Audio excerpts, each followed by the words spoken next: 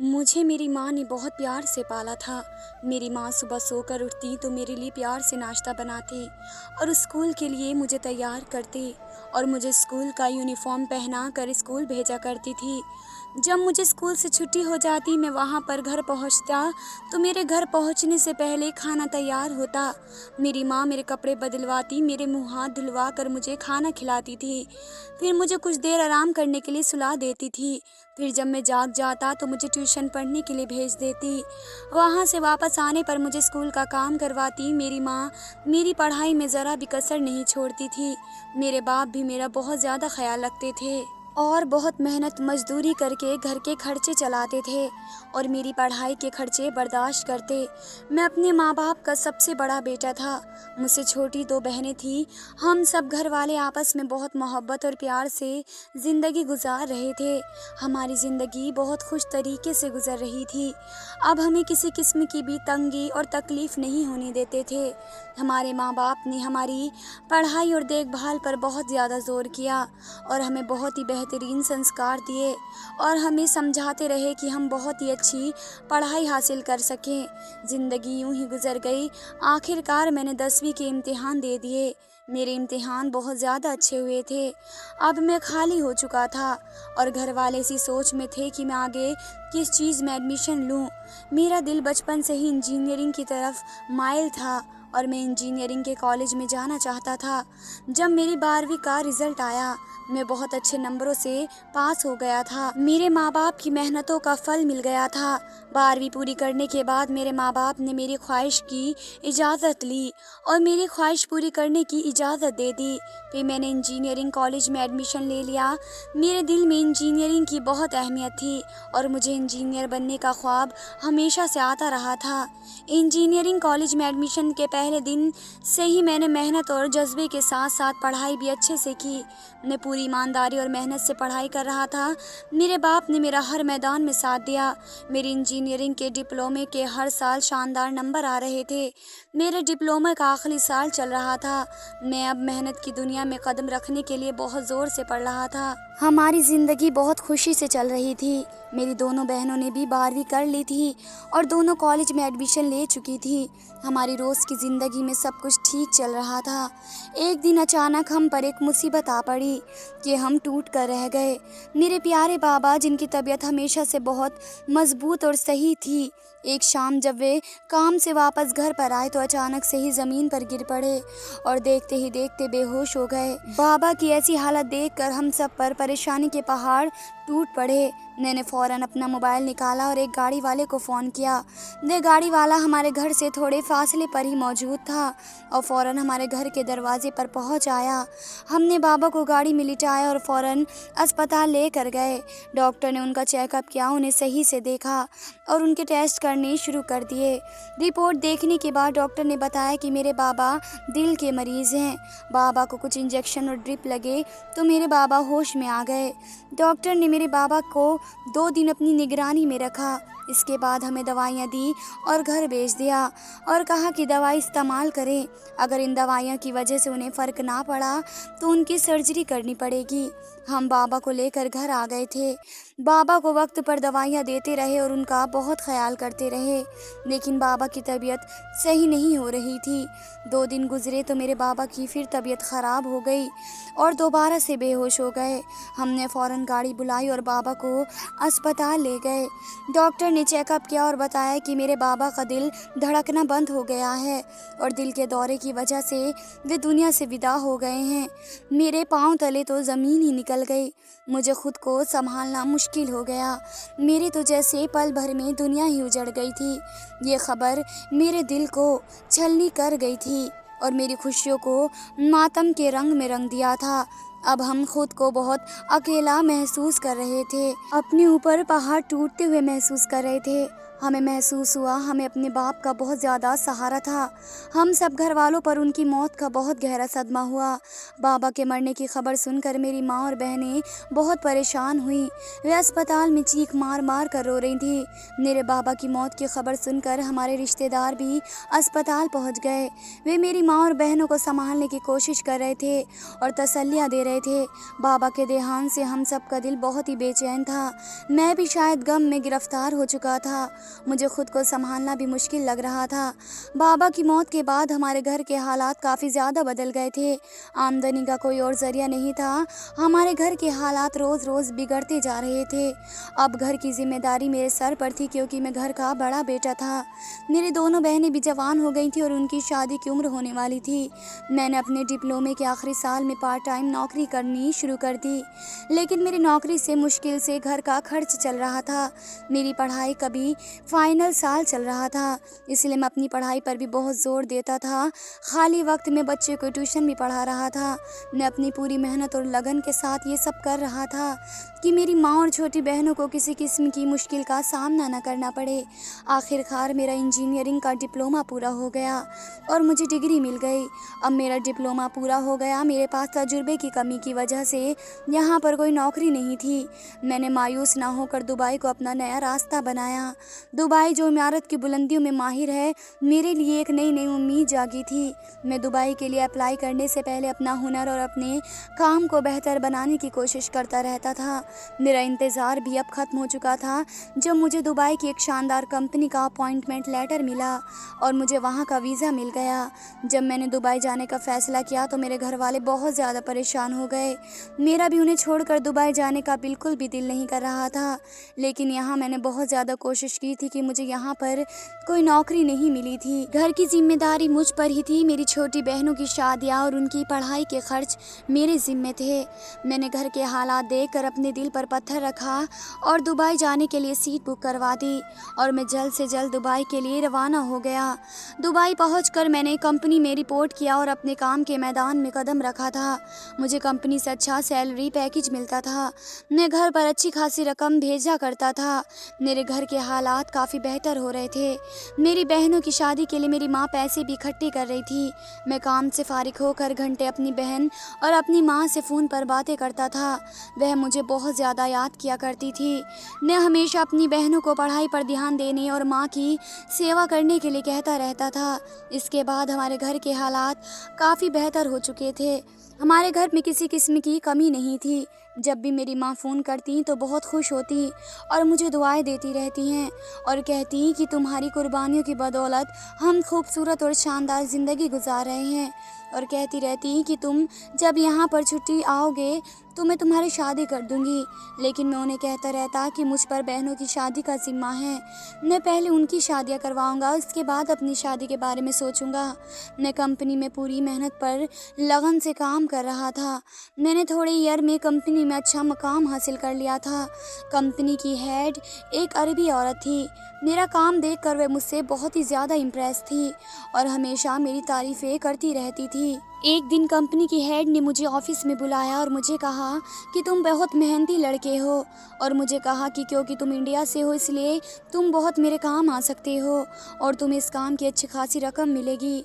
जब मैंने उनसे पूछा कि मुझे क्या काम करना पड़ेगा तो उन्होंने कहा कि मेरी बेटी को हिंदी सीखने का काफ़ी ज़्यादा शौक़ है और वह यूनिवर्सिटी में भी हिंदी का सब्जेक्ट पढ़ना चाहती है, लेकिन वहाँ पर हिंदी नहीं है। अगर तुम चाहो तो शाम के वक्त हमारे घर आओ और इसे हिंदी बोलकर सिखाओ।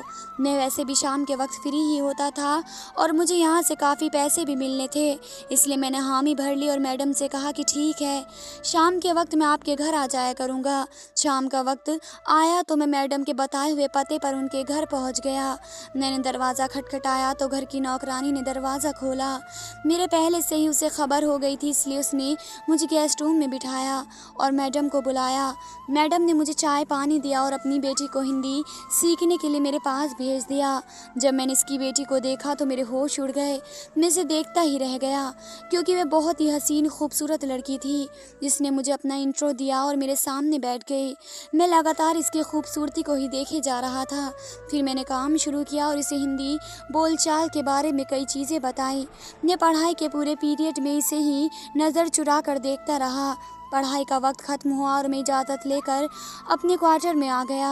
मैं पूरी रात इस खूबसूरत लड़की के बारे में सोचता रहा। इसका चाँद सा चेहरा मेरी आंखों के सामने घूम रहा था। मैंने किसी और भी औरत को पहली बार इतने करीब से नहीं देखा था। मेरी बड़ी मुश्किल से रात कटी। सुबह हुई तो मैं कंपनी चला गया और इंतज़ार करता रहा कि कब शाम का वक्त होगा और मैं इसका दीदार करने इसके घर जाऊंगा। फिर कंपनी से छुट्टी हो गई। मैं अपने क्वार्टर में गया, खाना वगैरह खाया और इसकी पढ़ाई का टाइम हो गया, इसलिए मैं इसके घर चला गया। दूसरे दिन जब मैं उसके घर गया तो वह काले रंग की मैक्सी में मेरे सामने बैठी हुई थी। इसका चेहरा चौधरी के चांद की तरह चमक रहा था। ये बहुत ही ज़्यादा खूबसूरत लग रही थी। मैंने पढ़ाई शुरू की और इसे हिंदी बोलचाल के बारे में सिखाने लगा। वह बहुत शौक से हिंदी सीख रही थी और बहुत जल्दी चीज़ इसकी समझ में आ रही थी। कुछ दिन गुजरे तो इसे काफ़ी बातें समझ आ गई। इसके बाद वह मेरे साथ काफ़ी गपशप भी लगाया करती थी। एक बार मैंने नोट किया कि जब मैं इसे पढ़ा रहा था तो वह भी अपनी नज़रें चुरा कर मुझे देख रही थी, लेकिन मेरे दिमाग में बिल्कुल भी ख्याल नहीं था कि वह मुझे टीचर के अलावा किसी और नज़र से देखेगी, क्योंकि वह बहुत ही ज़्यादा हसीन और ख़ूबसूरत और मैं अमीर लड़की थी। और कुछ ही दिनों में इसकी मोहब्बत में मैं गिरफ़्तार हो चुका था। तकरीबन 1 महीना गुजरा तो उसको मेरे साथ काफ़ी अच्छी दोस्ती हो गई। इसकी माँ तो पहले से ही मेरी बहुत इज़्ज़त करती थी और मेरी मेहनत और लगन से इम्प्रेस थी। और जब मैंने उनकी बेटी को कई हद तक हिंदी सिखाई तो वे मुझसे और ज़्यादा खुश हो गई। उनके घर में उन दोनों के अलावा कोई भी नहीं था। उनके पति का देहांत हो चुका था और एक ही बेटी थी। इसके बाद मेरा काफ़ी वक्त उनके घर पर ही गुजरता और मैं बहाने बहाने से उनके घर जाता और इस लड़की जिसका नाम परी था इसका दीदार करता रहता। मैं भी महसूस कर रहा था कि वह भी मुझ में दिलचस्पी ले रही है। मुझे दुबई गए हुए काफ़ी वक्त गुजर चुका था। कंपनी की मालकिन ने मुझे छुट्टी दी और मैं इंडिया वापस आ गया। मेरी दोनों बहनों ने बैचलर की डिग्री पूरी कर ली थी और उनके लिए काफ़ी रिश्ते आ रहे थे, लेकिन मेरी माँ चाहती थी कि पहले मेरी शादी हो। जब मैं छुट्टी से गया तो मेरी माँ मुझे कहती रही कि तुम्हारे लिए रिश्ता ढूंढती हूँ, तुम्हारी शादी करवाती हूँ, लेकिन मैंने उन्हें कहा कि नहीं, मैं भी शादी नहीं करूँगा, पहले अपनी दोनों बहनों की शादी करवाऊँगा। मेरी बहनों के लिए काफ़ी रिश्ते आ रहे थे। जब मैं छुट्टी पर आया तो मैंने उन लोगों से मिलना शुरू कर दिया। उनमें से मुझे काफ़ी अच्छे लोग भी मिले। मैंने काफ़ी जांच पड़ताल के बाद अपनी दोनों बहनों के रिश्ते तय कर दिए और शादी की तारीख रख दी।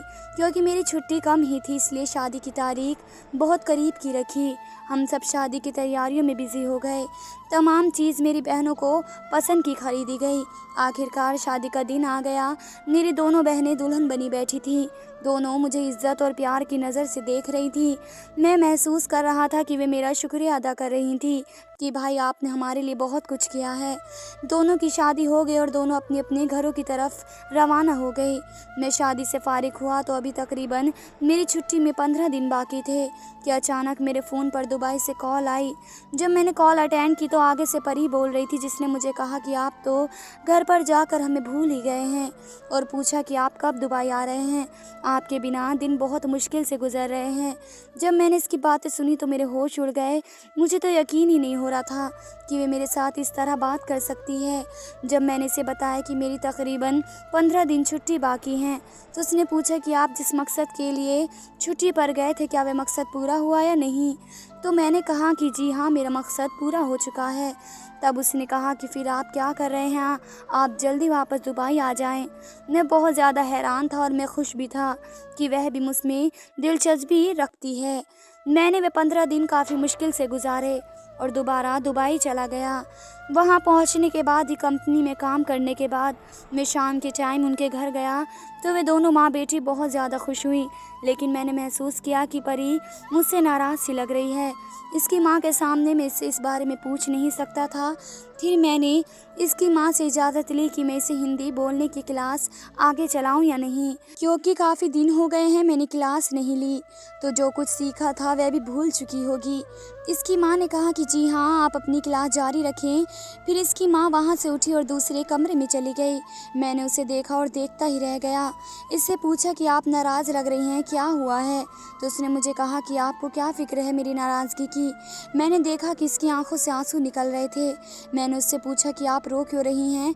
मेरे पूछने पर इसने अपना इशारा मोहब्बत किया और मुझे कहा कि जब से आप वापस गए हैं मैं इसी तरह रोती रही हूँ। मुझे आपकी बहुत ज़्यादा याद आ रही थी। आपके बगैर मेरा ज़रा भी दिल नहीं लग रहा था। मैंने देखा कि वे मेरे बारे में बहुत ज़्यादा सीरियस थी। जब इसके मुंह से मैंने प्यार का इजहार सुना तो मुझसे भी रहा न गया और मैंने भी इससे कहा कि मैंने जब आपको पहले दिन ही देखा था तो आपकी मोहब्बत में गिरफ्तार हो चुका था। मैं भी आपके बगैर बहुत मुश्किल से रह रहा था, लेकिन कुछ ज़रूरी काम निपटाने थे इसलिए वहाँ गया था। फिर उसने मुझसे वादा लिया कि मुझे कभी भी छोड़िएगा मत। इसके बाद जब भी मेरी माँ की कॉल आती तो वह मुझे कहती रहती कि बेटा तुम वापस आ जाओ, तुम्हारी भी शादी करवा दूँ, और मुझे कहती कि तुम्हारे लिए एक लड़की भी ढूंढ रखी है। मैं उन्हें कहता कि अभी अभी वापस दुबई आया हूँ तो आप कुछ वक्त सब्र रखें। जब से मेरी बहनों की शादियां हुई थी तो मेरी माँ की तबीयत कुछ ठीक नहीं थी और घर पर अकेली रहती थी। मेरी माँ ने मेरे लिए कोई लड़की भी ढूंढ ली थी और इसके घर वालों से रिश्ते के लिए बात भी कर ली। दुबई में परी मेरे बारे में बहुत ज़्यादा सीरियस हो गई थी। मुझे एक दिन उसने कहा कि आपके बगैर मेरे दिन रात बहुत मुश्किल से कट रहे हैं और मैं चाहती हूँ कि मेरी आपसे जल्दी से शादी हो जाए। मैंने इससे कहा कि मैं भी आपसे शादी करना चाहता हूँ, मुझे भी आपसे बेइंतहा मोहब्बत है, लेकिन आपकी माँ शादी के लिए हरगिज़ नहीं मानेंगी। तो उसने कहा कि नहीं, मेरी माँ मान जाएंगी। उन्होंने आज तक कभी भी मेरी कोई ख्वाहिश रद्द नहीं की। मैंने परी के बारे में अपनी माँ को कुछ नहीं बताया क्योंकि उन्होंने मेरे लिए कोई और लड़की ढूंढ रखी थी और वहाँ पर मेरी शादी करना चाहती थी, इसलिए मैं उनके अरमानों को ठेस नहीं पहुँचा सकता था। मैं एक दिन कंपनी में काम में मगन था कि कंपनी की हेड ने मुझे अपने ऑफिस में बुलाया और मुझे कहा कि परी तुम्हें दिल और जान से चाहती है और तुमसे शादी करना चाहती है। वे तुम्हारे बगैर काफ़ी बेचैन होती है और मुझसे उसकी बेचैनी देखी नहीं जाती। तुम यकीनन एक अच्छे लड़के हो, तो अगर मैं इसकी तुमसे शादी करवा दूं तो क्या इसे सारी ज़िंदगी खुश रखोगे? तब मैंने उनसे कहा कि क्यों नहीं, मैं भी इसे प्यार करता हूँ, मैं इसे हमेशा खुश रखूँगा। फिर मैंने अपने घर वालों से छुप कर वहाँ पर ही शादी कर ली और उसके साथ अपनी ज़िंदगी गुजारने लगा। अब कंपनी में मुझे बहुत अच्छी पोस्ट पर बैठा दिया गया। अब घर पर मैं अच्छी खासी रकम भेजा करता था। इसके बाद मेरी माँ मुझे जब भी कॉल करती तो कहती कि तुम्हारी शादी के लिए पैसे भी पूरे हो गए हैं, अब जल्दी से वापस आ जाओ, तुम्हारी शादी कर दूंगी। मैं उन्हें कहता कि मुझे अभी थोड़ा ही वक्त हुआ है दुबई आए हुए, मुझे अभी छुट्टी नहीं मिल रही, लेकिन वे मुझे कहती कि मैं घर पर अकेली रह गई हूँ और मेरी तबीयत भी ठीक नहीं रहती। फिर मुझे कहती कि अगर तुम यहाँ पर नहीं आ सकते हो तो फ़ोन पर उससे शादी कर लो ताकि उस लड़की को मैं बहू बनाकर अपने घर ले आऊँ, ताकि मेरी तन्हाई दूर हो जाए। मुझे भी माँ की फ़िक्र होती थी क्योंकि उनकी सेहत ठीक नहीं रहती थी और घर में कामकाज के लिए भी कोई और नहीं था। माँ के लगातार कहने पर मैंने पायल, जो मेरी माँ के लिए मेरे लिए ढूंढ रखी थी, इससे फ़ोन पर शादी कर ली और अपनी पहली बीवी परी को इसके बारे में कुछ नहीं बताया। शादी को कुछ ही दिन गुजरे थे कि इस खबर ने मेरी ज़िंदगी में हलचल मचा दी। मुझे ऐसा लग रहा था कि मैं गम के पहाड़ों के नीचे दब गया हूँ। मुझे इंडिया से मेरे चाचा की कॉल आई थी जिन्होंने मुझे बताया कि तुम्हारी माँ का देहांत हो चुका है। माँ की हालत सुनकर मैं जल्द से जल्द वहाँ पहुँचना चाहता था। मैंने कंपनी से 7 दिन की छुट्टियाँ ली और अपनी माँ के आखिरी वक्त के लिए रवाना हो गया। वहाँ पहुँचकर मैंने माँ की आखिरी बार सूरत देखी और मैं बहुत पछताया कि मैं अपनी माँ के बुलाने से नहीं आया। कम से कम मैं उनका ध्यान रख सकता था, उन्हें देख सकता था। अब मेरी दूसरी बीवी जिससे मेरी माँ ने शादी करवाई थी अकेली रह गई थी और सब कह रहे थे कि इसे भी अपने साथ दुबई ले जाओ। मैंने अभी तक इसे छुआ भी नहीं था। मैंने इसका दुबई के लिए वीज़ा लगवाया और इसे अपने साथ दुबई ले आया। मैं काफ़ी ज़्यादा डर रहा था कि क्या पता जब पायल और परी को एक दूसरे के बारे में पता चलेगा कि दोनों साथ में हैं तो कैसे रिएक्ट करेंगे। पायल को मैंने समझा दिया कि तुम्हें मालूम है कि मेरी माँ ने तुमसे मेरी किस तरह शादी कराई है। मैंने माँ के आगे मजबूर होकर तुमसे शादी की है। मैंने दुबई में पहले से शादी कर ली थी। वे कुछ नाराज़ सी हुई लेकिन मुझे समझ गई और वे दुबई आने पर भी बहुत ज़्यादा खुश थी और मेरी वजह से ही तो दुबई आई थी, इसलिए इसने मेरी दूसरी बीवी बनना स्वीकार कर लिया। अब एक मंजिल से तो पास हो गया था, अब दूसरी मंजिल में कामयाब कैसे होना था। मैं पायल को लेकर अपनी पहली बीवी के पास गया। वे देखते ही समझ गए और पूछने लगी कि ये कौन है, आपकी बीवी तो नहीं है। मैं कुछ डर रहा था, लेकिन उसने कहा कि डरने की कोई ज़रूरत नहीं, आप सच बताएं, मैं बुरा नहीं मानूंगी।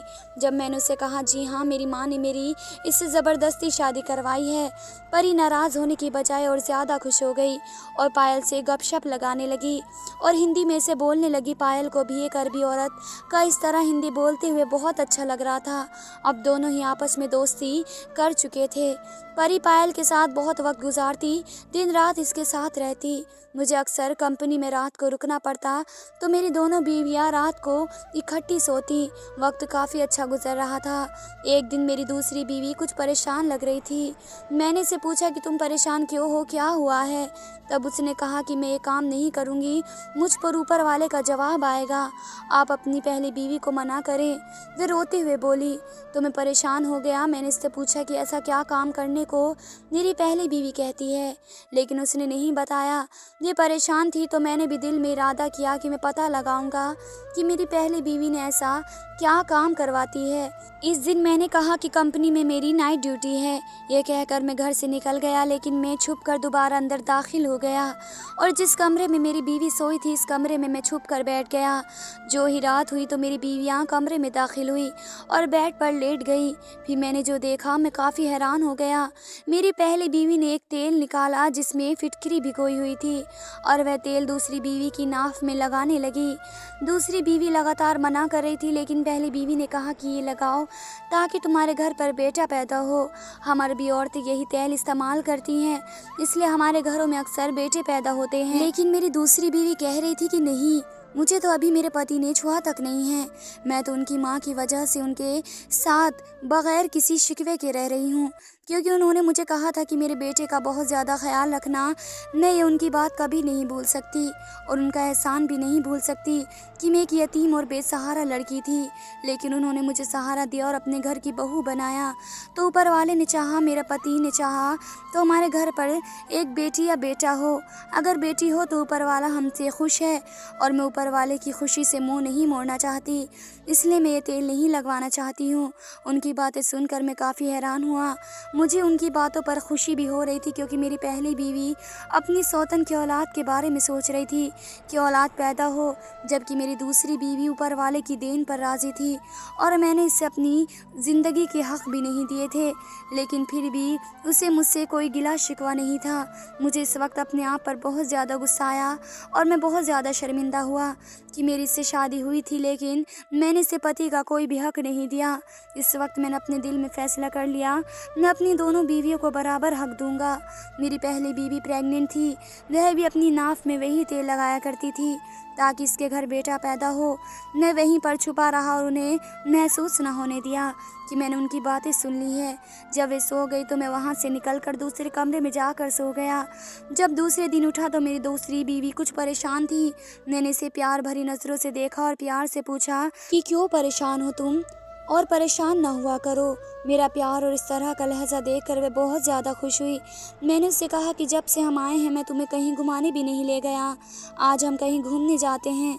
मैंने पहली बीवी को कहा कि तुम घर पर ही रहो, मैं दूसरी बीवी के साथ कहीं घूमने जा रहा हूँ, हो सकता है 2-3 दिन लग जाए।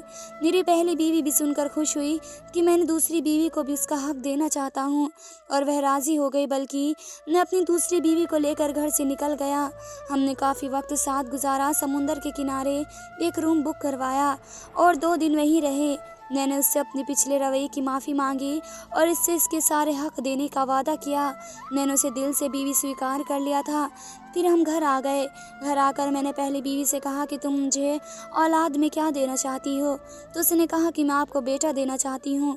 फिर मैंने इससे कहा कि तुम ऊपर वाले से दुआ करो मेरी दूसरी बीवी से बेटी पैदा हो। मुझे बेटी का भी बहुत ज़्यादा शौक़ है, बेटी ऊपर वाले की देन होती है। तो मेरी पहली बीवी ने कहा कि ऊपर वाला करे आपको दूसरी बीवी से बेटी हो। नसीब हो। मैंने पहली बीवी से कहा कि बेटियां का अपना मुकाम होता है, बेटी अपने माँ बाप से बहुत मोहब्बतें करती हैं। तब मेरी पहली बीवी को भी समझ आ गई कि हमें ऊपर वाले की देन पर राज़ी होना चाहिए। मेरी पहली बीवी ने अकेले में मेरी दूसरी बीवी से माफ़ी मांगी और उसे कहा कि ऊपर वाला हम दोनों को जो भी औलाद देगा, हम इसकी खुशी में राज़ी रहेंगे। इसके बाद दोनों दोबारा से दोस्त बन गए और खुशी से ज़िंदगी गुजारने लगे। वक्त गुजरता गया, मेरी पहली बीवी को ऊपर वाले ने बेटा ही दिया और हम सब इस पर बहुत ज़्यादा खुश हुए। कुछ महीने गुजरे तो मेरी दूसरी बीवी को बेटी हुई। अब हमारे घर खुशियों से खिल उठा। मैं अपनी दोनों बीवियों के साथ बहुत खुश था और अपनी औलाद और अपनी बीवियों के साथ खुशी की ज़िंदगी गुजार रहा था। धन्यवाद दोस्तों।